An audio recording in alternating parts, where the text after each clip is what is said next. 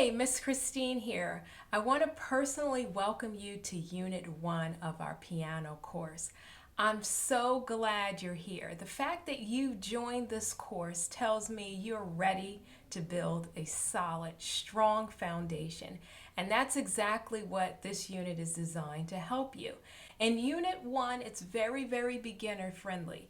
Okay, we cover the essentials: hand position, basic rhythms and note values, and playing patterns on the black keys. So if you know nothing about music, Unit 1 is great for you. Okay, this is where you want to begin.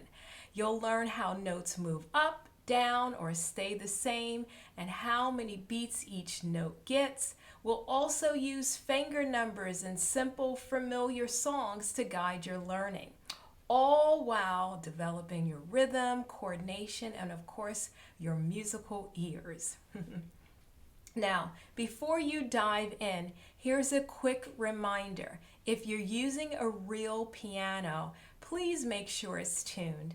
If you're using a keyboard, double check the settings and make sure everything is correct and you don't have the pitch high or the pitch low, but everything is set correctly on your digital keyboard or your whatever you're using that's not an acoustic piano.